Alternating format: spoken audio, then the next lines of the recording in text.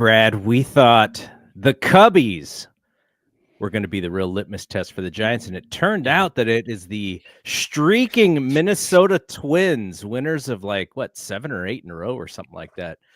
They swept the Giants in Minnesota to put a negative slant on what we thought was going to be a promising road trip there.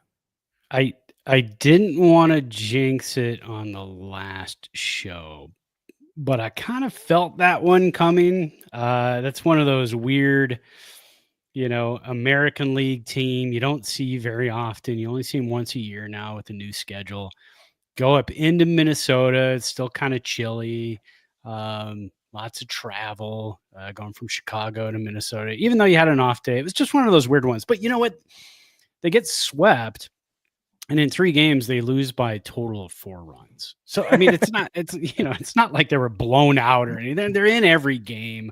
It was just kind of a tough road swing. And then, the Ryan Walker issue, got to talk about that. What are we going to do with our closer situation going forward? Was it really that bad of an outing yesterday on Sunday? Anytime you get a Manfred runner in extra innings, you're liable to give up that run. It's really easy to give up that run. What is the percentage of that run scoring? Do we know? I don't know. That's a great question. I'm not sure. I always think it's unfortunate when the guy who gives up that run gets the run on his ERA because he didn't put the guy there. Right. Yeah. It should be an unearned run, and why it's an earned run, I have no idea. The one thing you started about Ryan Walker, and we can just talk about this quickly. The one thing I didn't like is when Melvin went back to him on the second day. I guess it would have been the third Cubs game, and he actually got the game, and he said, "My manager," something to the effect of, "My manager had more faith in me than I had in me," and I'm like, I don't like that as a closer. Don't want to put that out. Yeah, don't want to put that out in the Giants universe. Well, so here's the thing, and we kind of talked about this yesterday as we were trying to figure out, what was Walker's fault, and I think I like the solution, or not the solution, but the whole thing that kind of bubbled up, the epiphany that I had was the Giants have 3 guys who are excellent in the 7th and the 8th inning. Tyler Rogers, Doval, and Ryan Walker, those guys are perfect for that. And they don't have the guy who's got the personality to just shut the game down in the 9th inning. And I don't know if you are that, or do you become that, or do you inherit that? Whatever makes up a closer, it doesn't seem like either of those 3 guys have that, whatever that thing is. But who might have it, but is probably overpaid because he is in the starting rotation, is Jordan Hicks. He actually might have that, but they're paying him to be a starter, and so thus they're giving him this opportunity to start, which, we'll talk about that as kind of our first topic. Whether or not they should continue this experiment, or if they don't even think it's an experiment, they're like, no, he's in the rotation. This is who he is. And I looked at his starts. He's actually been at the 100 pitch level or more in 2 of his last 3 starts. So it seems like he is kind of growing into this, with the legs and everything. But his statistics are not fantastic, and I don't even know what the record is, but I don't feel like the Giants are successful when he's on the mound. Unlike someone like Robbie Ray, where they win every single one of his starts because he keeps them in the ball game on every single one. Yeah, just an FYI, Josh Hader is getting paid $7 million more a year than Jordan Hicks to be a closer.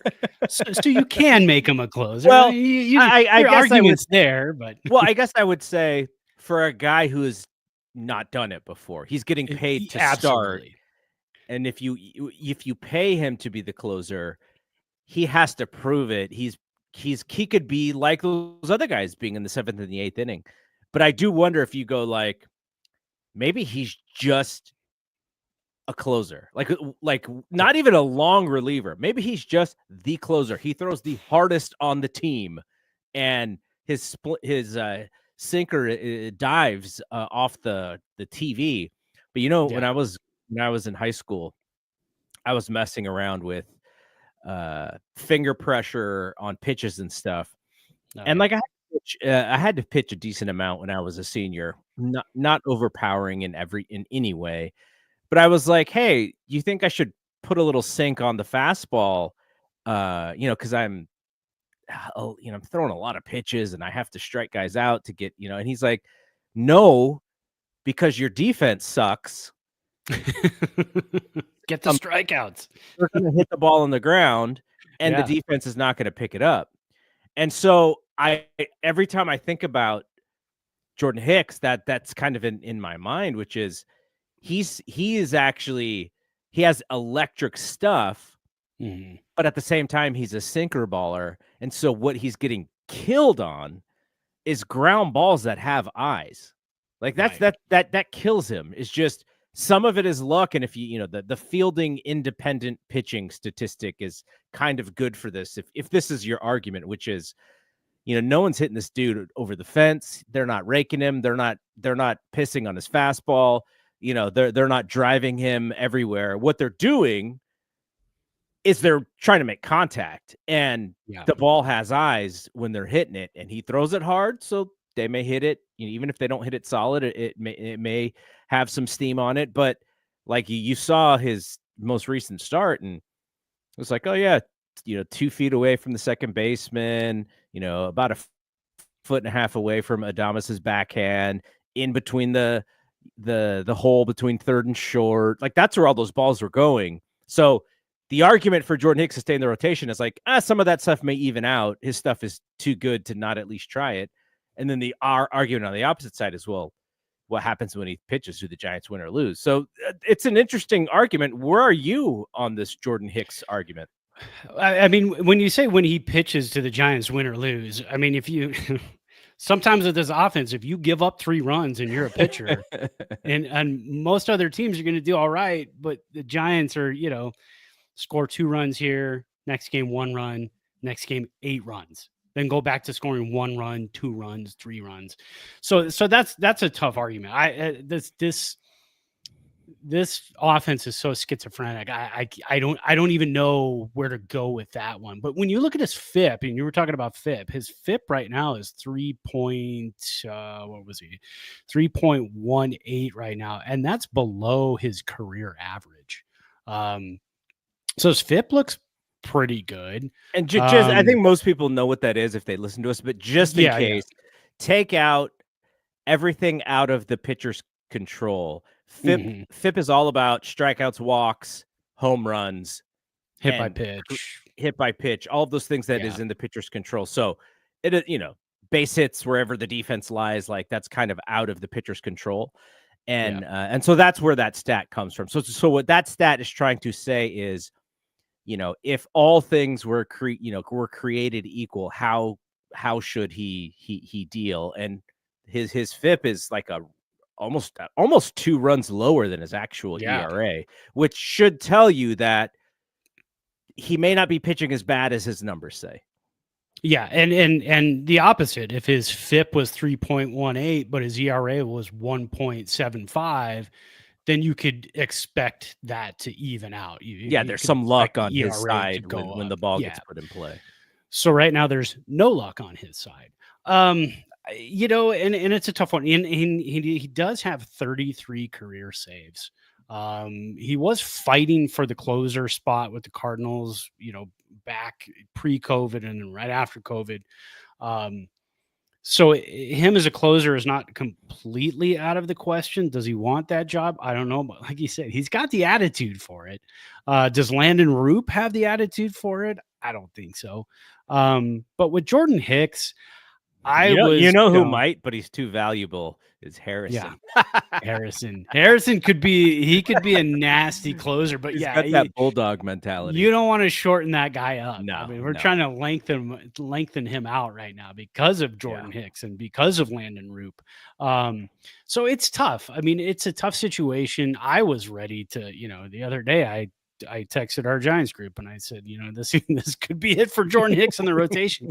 But then when you take a deep dive into those numbers, I'm going to pull up his where is it? A StatCast page. A lot of blue, which in StatCast is not great, but he does have some reds. His fastball velo is 91st percentile. It's bright red. His barrel percentage, 4.6% barrel percentage. And so hitters are only barreling him up 4.6% of the time. And his career average is 5.7. So he's below that. Last year it was 9.4. I mean, that probably jumped up when he was starting to leave stuff up and get tired later in the year. But in 2023, it was 5.4. Going back to 2019 was the only time it was lower at 4.5. So he's not getting barreled up. His ground ball percentage, like we just talked about, 95th percentile, 60.8 is his ground ball percentage. What else was I looking at today? His K percentage is up from last year just by a touch, 1%. His walk percentage is 2 percentage points down from last year. His career is 11.4% walk percentage. He's at 7.9 this year. So, I mean, when you're deep diving into the metrics and looking at all of that stuff, you're saying, oh, if he could just have that start where everything falls into place. And I wouldn't say he gets lucky or this. I would just say if he has one of those starts where things are normal, that's great. Then he's going to have a good outing. He's going to go 7 innings. Barely walks anybody right now, and he's probably going to go 7 innings, get 10 to 12 strikeouts, give up 2 runs. But again, with this Giants offense, is 2 runs enough? It's kind of frustrating to watch sometime.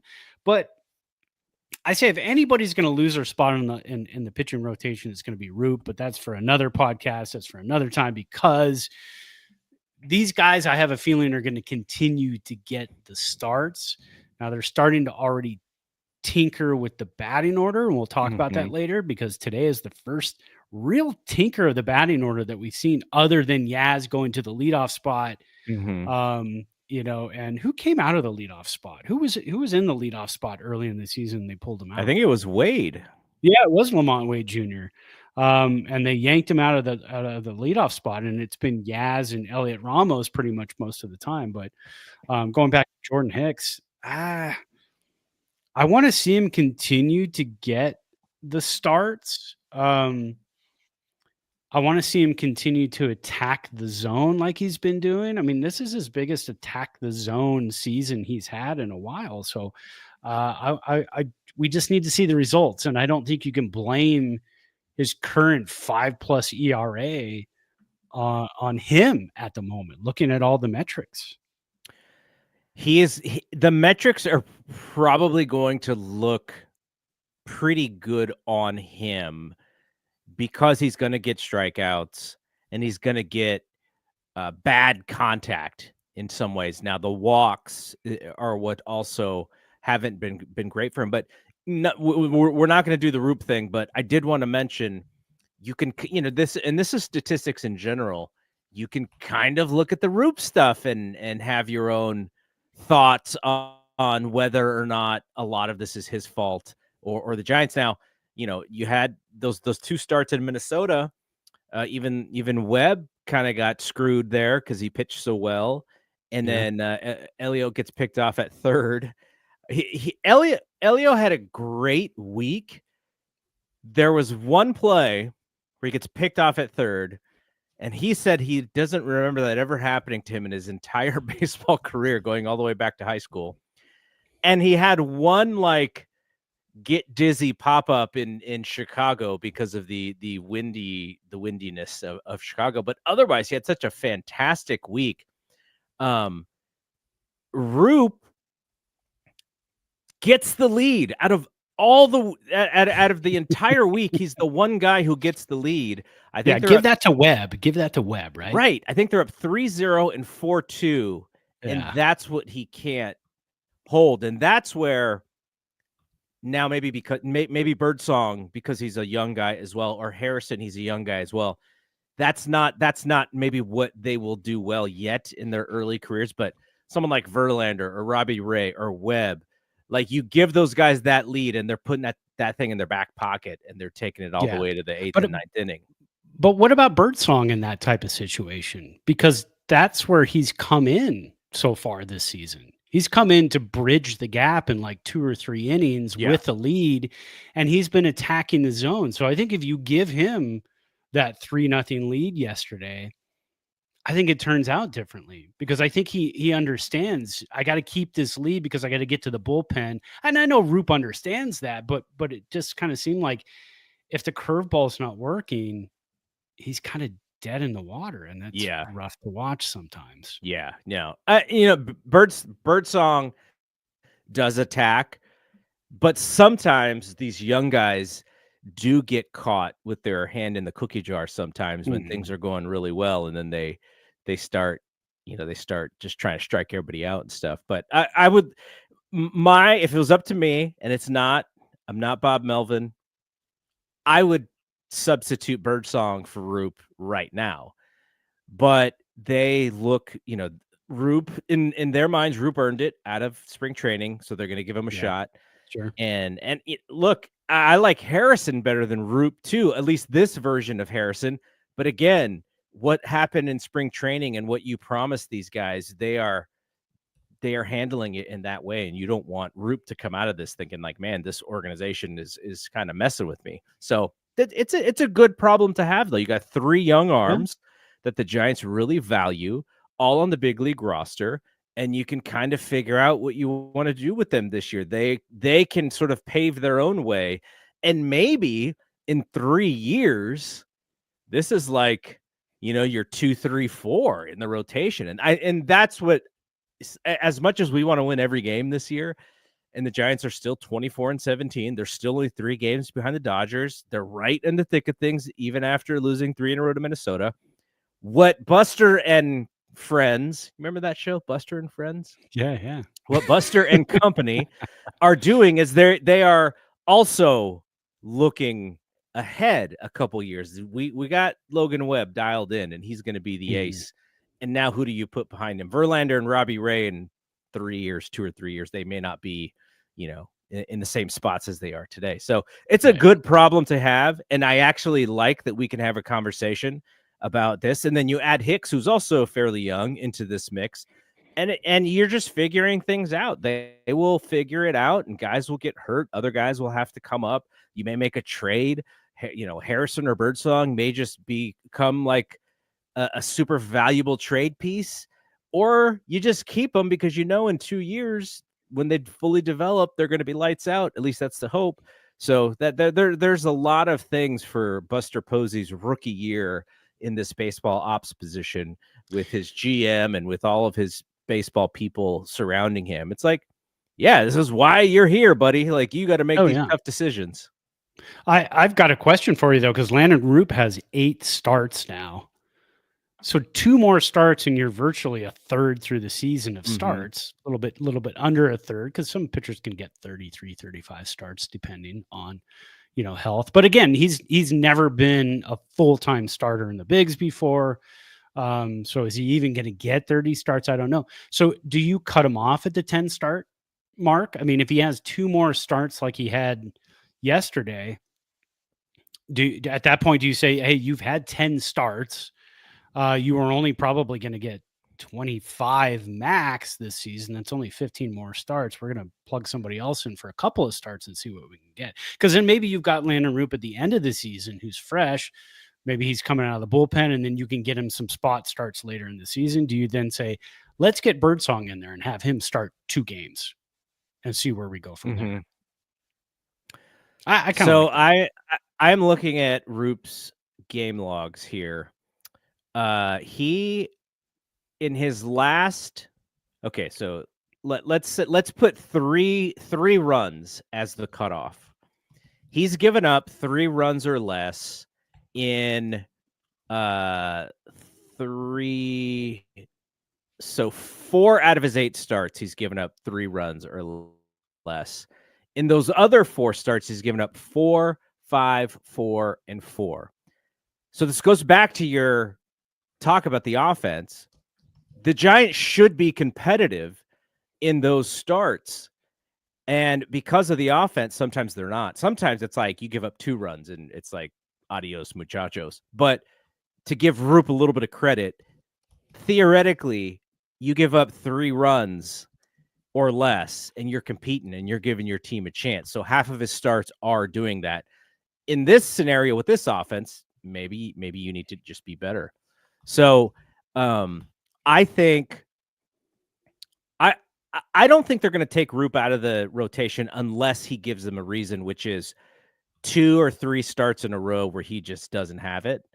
And then maybe you do that whole rest thing, right? You're like, oh, he's got arm fatigue or whatever, and we're going to take him out. But if he is giving you, 5, 6 innings and he's giving up 3 runs or less, I think they're going to keep him in there, and then they're going to continue to maneuver Birdsong and Harrison into spots that they could continue to succeed in, because you also want to build up their confidence as well, so that when they are ready to be in the rotation.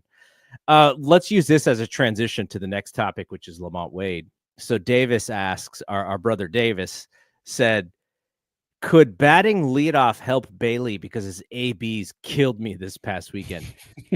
Patrick Bailey's last season, we would have this joke that every time the Giants have a runner in scoring position and 2 outs, for some reason, Mike Yastrzemski was at the plate and then he would just strike out. Like that was like the whole thing.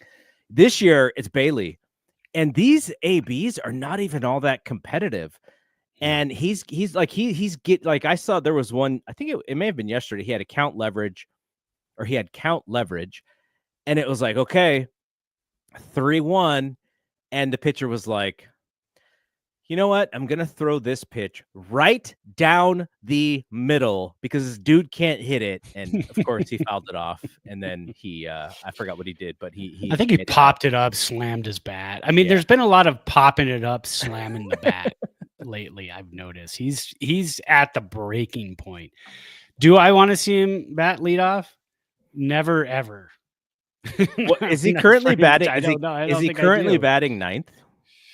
I think he's still batting 8th because you want like Wisely or Cost, somebody who's got some wheels at least to be kind of the 9-hole hitter, so that you've got, turnover back to the top of the lineup. So when you get your guys hitting 1, 2, 3, then, you've got somebody with some wheels on base in front of you. So no, I think he's still batting 8th.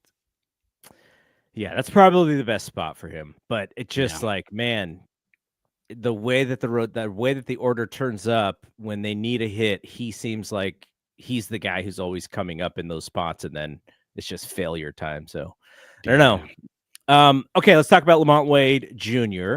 because he was taken out of the lineup today. Now we don't know why.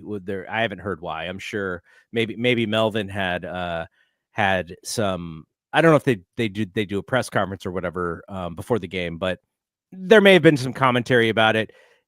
Right-handed pitcher, Merrill Kelly. People who are listening to the podcast, game's already probably over. So apologies for something that has already happened. But Lamont Wade Jr. usually is in the lineup against the right-hander. And instead, it was Wilmer Flores and it was Luis Matos in the DH spot. So 2 right-handers against the right-hander.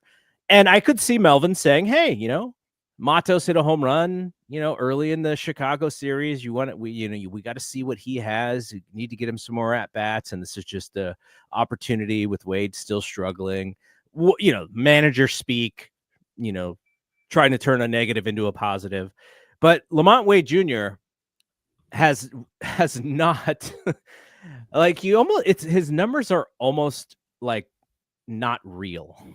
Right. Because he is currently hitting 146 So what's the Mendoza line, like 210 or the old Mendoza I line? mean, I think it's just over 200. I mean, and over time, people have pretty much put it at 200. So, but I think his on base is 246, and that is the exact same as his slugging. So his OPS is currently under 500.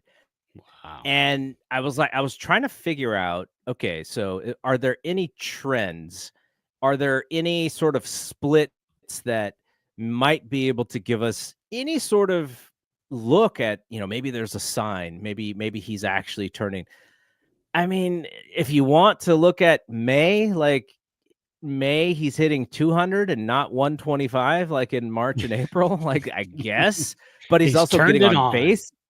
He's also getting on base less, which actually seems impossible. So that's kind of weird. I read something, McCovey Chronicles, shout out to McCovey Chronicles. Can you imagine doing a baseball blog for as long as McCovey Chronicles has been doing it? That's crazy. That's one of those things that I remember going back in the early days of trying to find Giants content online. That was like the place to go if you weren't reading the Mercury News or anything else. Yeah. So they had a stat. I forgot to grab the writer's name. I should have grabbed the writer's name. But they were looking at miles per hour on the swing. And supposedly Lamont Wade's swing is just a really slow swing. Like he's not getting the swing through the zone very well. I don't know what that says. I've never heard anyone really talk about that as far as like bat speed. Like what's your bat speed? But if he cannot get the bat around, it does make a little bit of sense to what we're watching. Give him credit. He did double against the Cubs down the line. So he turned on one and they scored. He also made a really nice slide to score. So not all was off for Lamont Wade, but I don't know how long you can continue to go with him hitting 146. Like what is the triple A replacement level number? Like he's way below whatever your replacement level number is. He has a minus 1.2 WAR so far through the first 40 some odd games of the season. So everything is negative on him. I just don't know how long the Giants continue to throw him out there. Yeah, so I started looking at splits. All right.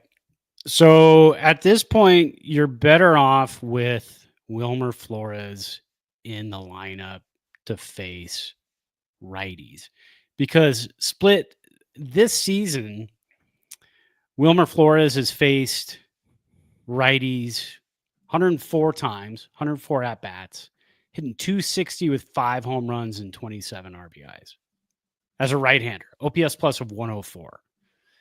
That's significantly better than Lamont Wade Jr. But then the problem is you've got to have, like tonight, and again, like you said, people will be listening to this, game will be over, but the issue is, like tonight, you've got Wilmer Flores playing first base, and you want him off his feet and off his legs as much as you possibly can.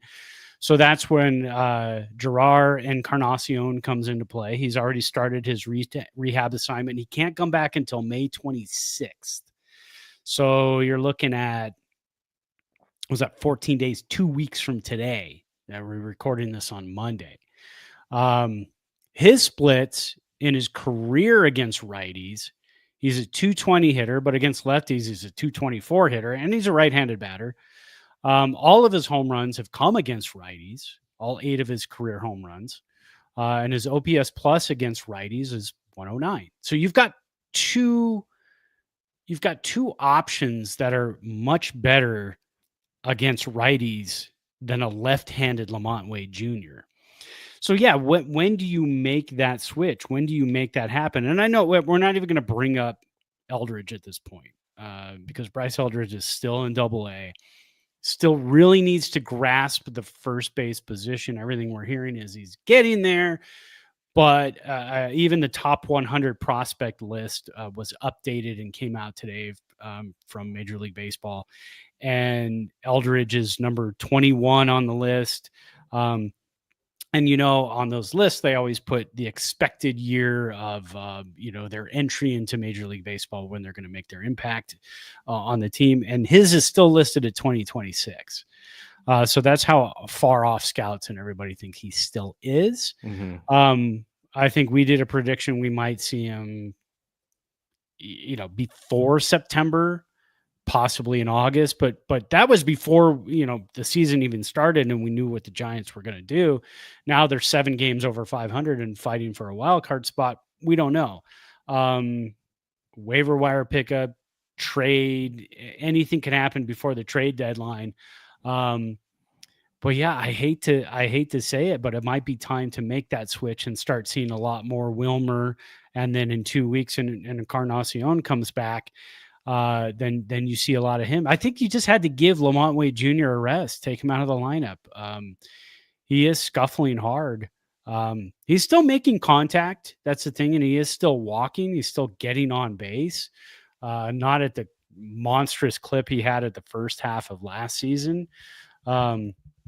But yeah, and he's making $5 million this year, and he's an unrestricted free agent next year. So if you do waive him halfway through the season, you're not losing a ton of money. You're losing 2.5. That's not a gigantic chunk of change. Yeah, I mean, maybe this is the beginning of the shift. Maybe this is what we see tonight. I'm sure the post game, Bob Melvin's going to address it, and he's going to say, you know what? He's been having a hard time. He needed a night off.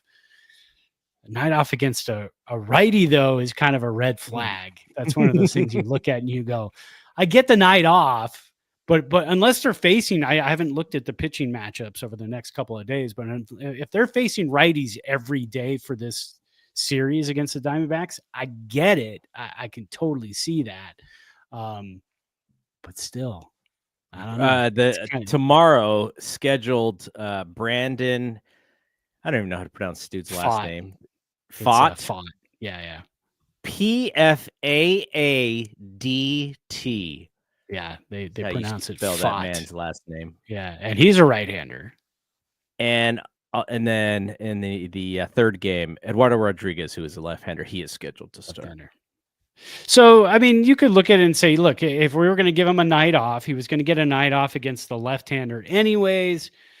But again, now you're kind of lining it up. Where are we going to see Wilmer Flores playing first base 2 games?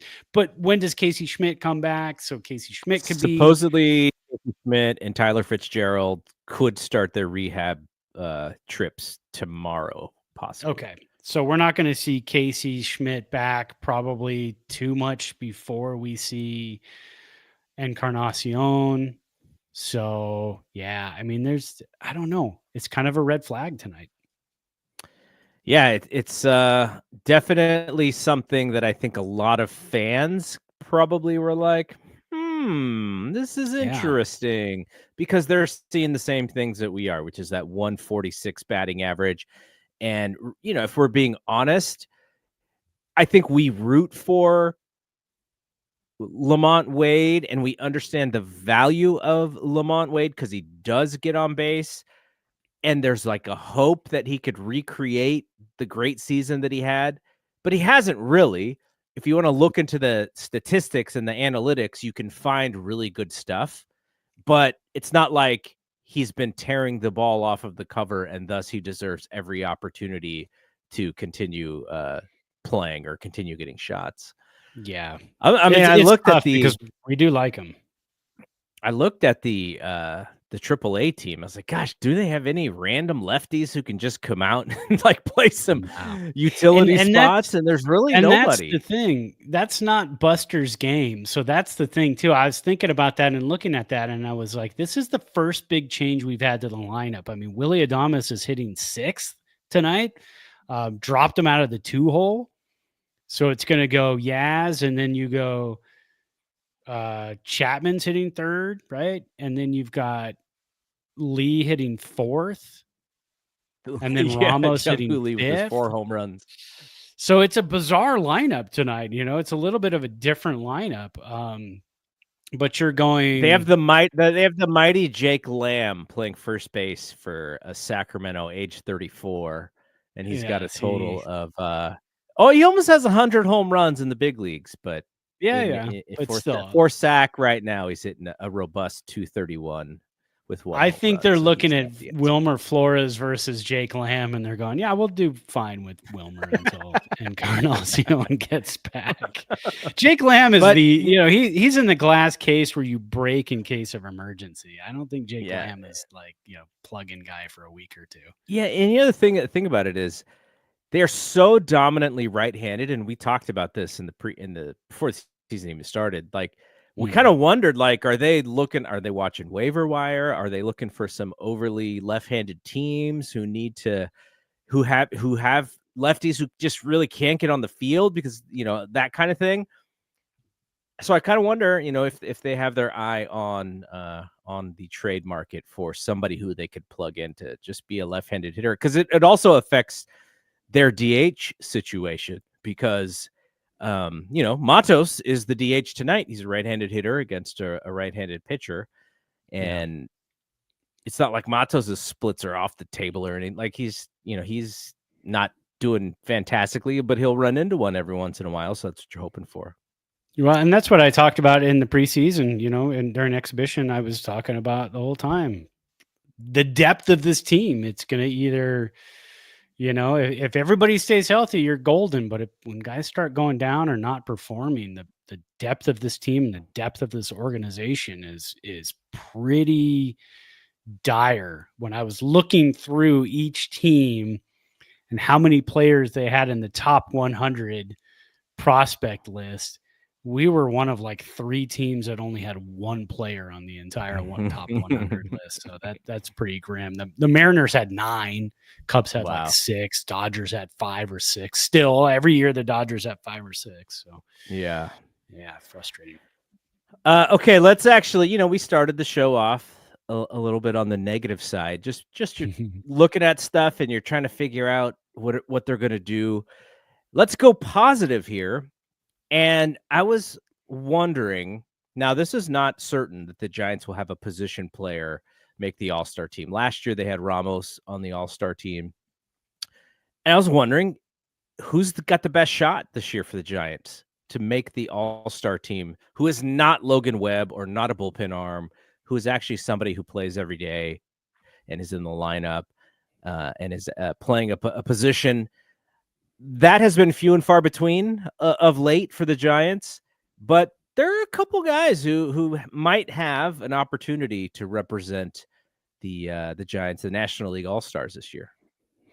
If you would have asked me before the season started, I would have said Willy Adames, right? That would have been our best shot to have a position player.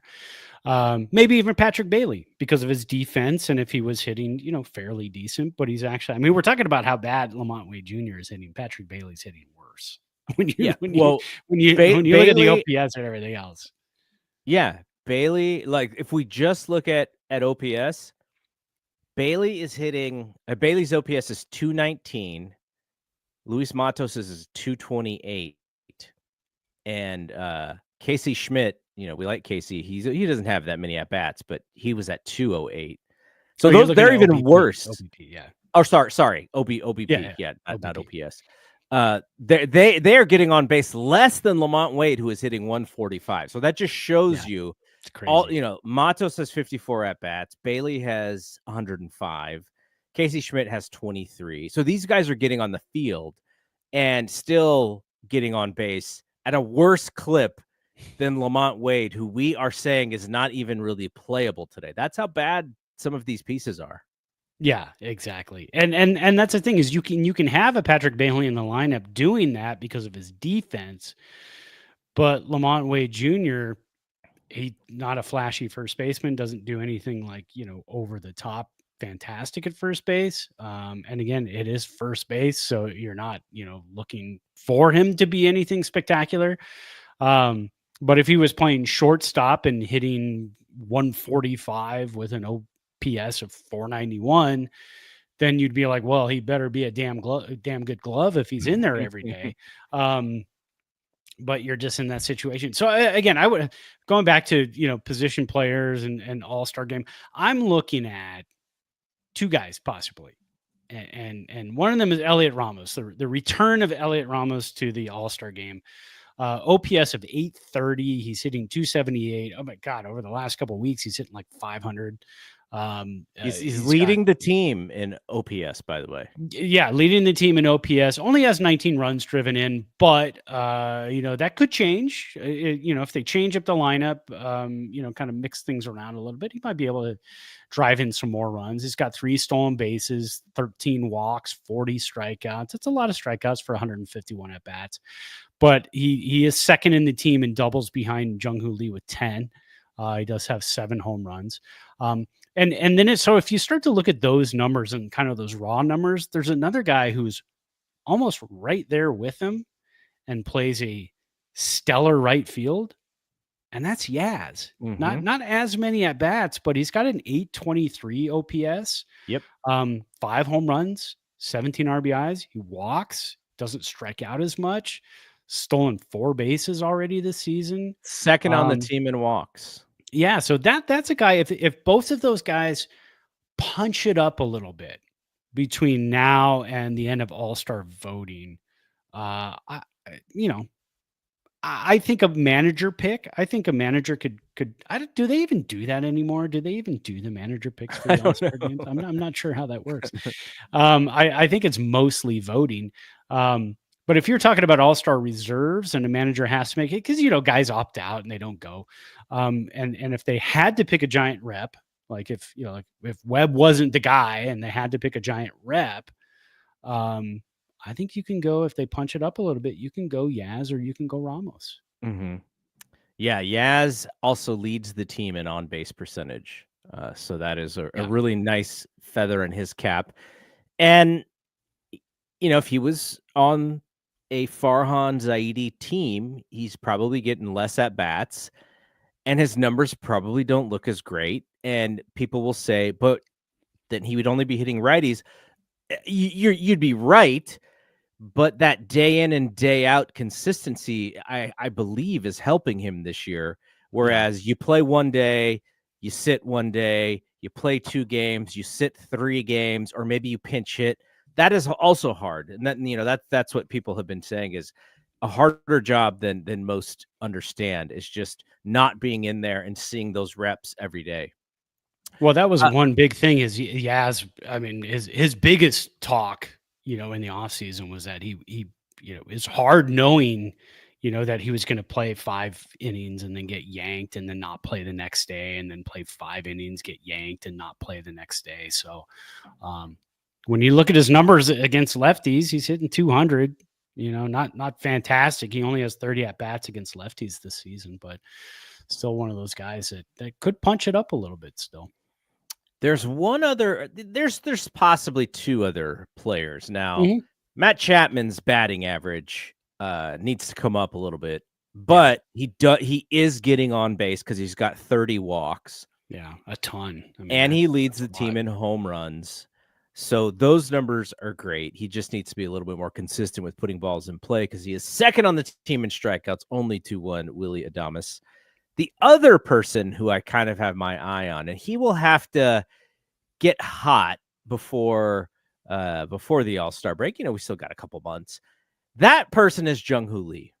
Yeah. Jung-Hoo Lee has the highest batting average. He doesn't walk as much as some of these other guys, so he doesn't have the best on-base percentage. But his OPS is also, 4th on the team because he does lead the team in doubles and triples. Only has 4 home runs, but he is hitting for extra bases. I was looking at these numbers. Wilmer Flores has 7 home runs, so he's like tied for second on the team. 2 doubles. You mean he's not legging them out? No, it's like, when he doesn't hit the ball out of the ballpark and he's got to do more than just jog and make a small turnaround first. He's like, oh no. Yeah. They renamed it Doubles Alley whenever he's up. Right. Yeah, exactly. And he's not going to dribble in Dribbles Alley. Yeah. And also Jung-Hoo Lee tied for runs scored with Elio with 28. So those are, all of those guys. I don't know that they all have a great chance to be on the team, but a hot streak here, and you could possibly make it sort of like how Ramos made it last year.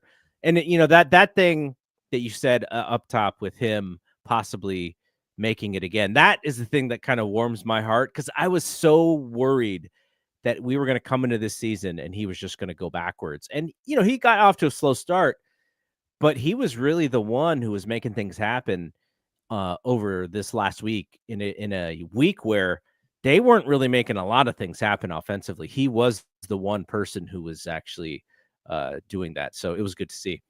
All right, let's finish up this show with a couple of segments here. One of them we like to call the Player of the Week.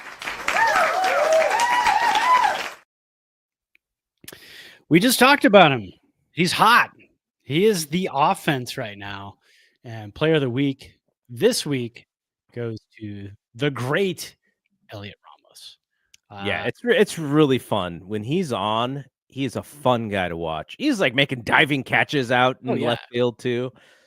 It was fun watching him play this week. His WRC plus this week, and I haven't seen this in a long time, was 300. Because he hit 500 this week and 25 at bats too. Played all 6 games in the week. 2 home runs, 7 runs driven in, 4 runs scored. His K percentage was only 16%. Walk percentage at 8. Slugging this week was 950. Just kind of a monster week. That was good for a 0.6 FWAR on the week, which is pretty awesome. Keep that up, man. Yeah, because we don't. This team, it's got to be, and we've seen this in the past, and I didn't think we were going to see that this year that much, but we've seen it in the past where it needs to be more than just a guy getting hot in the lineup. Because again, yesterday, a situation like that, you lose an extra inning ball game 7-6. If it's not just Ramos, if other guys are doing things the rest of the time, the rest of the week, then instead of a 2-4 road trip where you win the series against the Cubs and you still only come back 2-4 on a 6-game road trip, if you can get the rest of the lineup to hit and kind of be cohesive together, then you're probably winning, 4 or 5 games on that road trip, and then you're coming home feeling good facing the unfortunately hot Diamondbacks. I mean, they are a hot team right now, and they're just kind of breathing down our neck now for 3rd place. And now the Giants are 3 games back. It's funny. I look at standings after the Giants win, but after the Giants lose, I never go onto the app and look at the standings. I don't want to see. I only want to see it after we win. I don't really care. So I had to look today. I haven't looked in 3 days because of, they got swept. So I looked and I thought, I don't like to see that. The Giants are home today, right? Yeah. Home against Arizona for 4, I think it is. Is it 3 or 4? It is. I have the schedule up right here. They are 3, and then they get a day off, and then they have 3 with the A's coming here. Okay, that's good. So that's a nice little homestand with an off day in the middle. That's good. That's going to be good for the guys. They're going to be able to spend a day with their families at home on Thursday. So that'll be kind of nice to have. And I asked just to make sure, because the Giants are 12-12 on the road, which is totally fine. You play close to 500 on the road and you win, the majority of your games at home, and you're going to be a pretty decent team. They are 12-5 at home. So they are a really good home team right now, though they have not played near the number of games at home as they have on the road. So that kind of should bode well if they could stay on top of that. The other thing, the Diamondbacks give up a lot of runs. The Diamondbacks have given up 208 runs this year. Jeez. In the NL West, obviously the Rockies, who are going to be one of the worst teams in the history of Major League Baseball. The second worst team is the Dodgers at giving up 170 runs. The Giants 156, and those Padres, those very tight disciplined Padres giving up 132 runs. So, they're giving up on average more than 1 run a game than the Giants. So that is something to look forward to. And they're not scoring that many more runs than the Giants themselves. So if these games are tight, you would think that would lean advantage Giants, or maybe they win 2 close ones and then they get blown out in one, which kind of happens sometimes to them. Yeah, But that's our MO. Yeah, but that's kind of interesting. And you're right. The Diamondbacks are 3 games behind the Giants for 3rd place. But, if the Giants are within 3, 4, 5 games of the Dodgers and, the Padres similarly, they're competing, and that's what we wanted. And that's how it's kind of that iron sharpens iron mentality. If you're the Mets and the Phillies are just on your heels, like, you're just going to play better because you know that these guys are coming for you. Same with, this is always the Red Sox and the Yankees when they were good. Even it's funny, I think the best 2 divisions in all of baseball right now, National League West and the surprising AL Central. I saw the standings the other day, and I was like, I thought that's one that over the past few years they've been all kind of close to 500. And I think they're winning divisions over the last couple of years by 7 games over 500. Nothing outrageous. So with the Twins on the streak that they're on, they have 4 teams all over 500, and they just have the White Sox in their division, who are also pathetic again this year. But yeah, it's like the next best division in baseball to the NL West, so that's interesting to see. Okay, let's end this show with Old Guy Alley. I think you got this one, right? An Old Guy Alley this time. I haven't had one in a while, but I've been having some mystery neck issues. So finally, and if you would have told me 25 years ago that I would have spent a good hour on the internet yesterday researching pillows, and probably a week before that off and on researching pillows and best pillows for certain side sleepers and all of that stuff, I would have said you were insane. I'm never going to do that. Did that yesterday. I ordered a pillow. I'm so excited. It's coming tomorrow.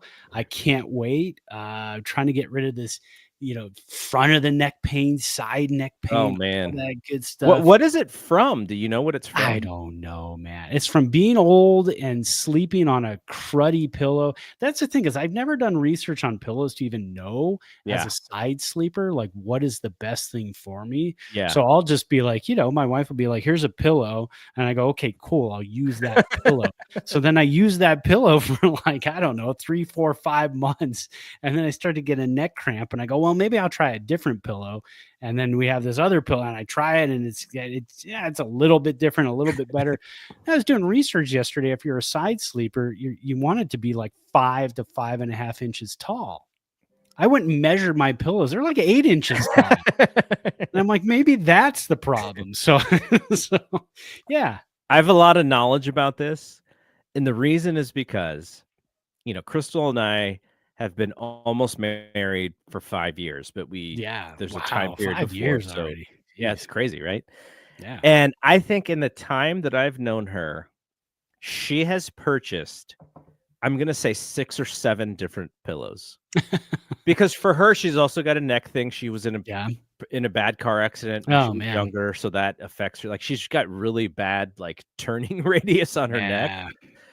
But she also needs the cooling style. So she's there's these different pillows for us. I've seen those. Not just how it affects her neck, but it's also the cooling aspect of it, and so all of these different things. So yeah, I've seen I just get the hand-me-downs. This she gets the pillow. This one doesn't work anymore. Yeah, it doesn't work. So then I just get to pick it up, and so that's how it works. Yeah. I have a small Old Man Alley. I haven't had this in a very long time, and anybody probably under the age of 40 probably doesn't even know that this exists as a beverage. I had a hankering for some V8 juice. Oh my goodness. When's the last time you've seen V8 juice? The legit actual V8, it's been a long time, but I know the kids when they were younger, there were some V8 kids drinks that Okay, we yeah, used to get them. they But like yeah. mix the But tomato the actual, whatever. I remember the V8s. You remember that with the little tab that you Yeah, like the little silver tab you would pull off and yeah. drink it out of the can? Yeah, those. Oh, it's been I a don't while. even know why I got a hankering, but this is one of those things, and this is why having your phone with you late at night when you have a lot of time just to goof off and you're not sleepy yet, it's dangerous, can be very dangerous. Oh yeah. I was like, "When's the last time I had a V8 juice?" And then I looked it up. I wanted to look up the ingredients and the all the macros and stuff. I was like, I don't even think I'd do that. and it was like, there's more sugar in it than you realize. Yeah. But other than that, like there's some fiber in it. So, if you don't, if you just have like a glass every couple days, you're kind of fine. But the one thing is there's a lot of sodium, so I made sure to get the low sodium one. But I wanted to get the spicy one, and so it's like, where do I buy V8 juice? Like I looked it up, and it's like, nope, your local grocery store doesn't even have it. You can go to Target and get some, but we have this thing called Amazon, and you can order stuff on Amazon, and they just ship it to you, and you have to get out of your PJs. And so I just bought some. So now I have like 4 jugs of spicy hot Oh my god. V8 juice that Have you tried it yet? I had a glass today. Yeah. Because it's the low sodium one, not as tasty as I remember it. So I Yeah. may have to kind of do my own little ingredients and mixing and stuff, but it's fine for what I needed. It's a You little know, refreshing. mix it with the Corona, and I think that's kind of like a michelada. There you go. To Oh, do that, so I you okay, I'll tell you why. This adds to the old guy alley-ness of this story. Now I know why I thought of it. What movie I was watching the other night? Roadhouse with Oh, well, there you Crazy. go. Yeah. And Brad Wesley, who's the bad guy in that movie, he invites Dalton over for breakfast, and he's drinking. I think he's actually drinking a Bloody Mary, Okay. but Yeah. I saw it as like, oh, I haven't had VA juice in forever. And I think that's how I thought about it. So there you go. Roadhouse should have got Yeah, they should have got Roadhouse. some sort of a piece of my Amazon charge. Yeah, no doubt. I guess the biggest question is, do you now regret having 4 big jugs of V8 We'll see. We'll see if I after get through them. Give it to the kids. No, they will be like, No, "What is this?" that's too It'll be like spicy. foreign to them. They wouldn't Tell even them know it's a what to do. TikTok challenge to drink it. That would be Then good. then they'll There drink you it. go. Chugging V8 juice. Yeah, there you go. All right. Uh, That is it from here. We'll be back next week. I think Brian and I will be on tomorrow talking Warriors and Valkyries. WNBA season starts this weekend. The Warriors are kind of in a must-win game tonight against Minnesota. If they don't win this game, again, it might be adios muchachos for the season of the Warriors. So, but we'll be back to talk about it tomorrow. And Brad and I will be back next week. So that is it. So for Brad, I am Double G. We will see you when we see you. Peace out. Peace.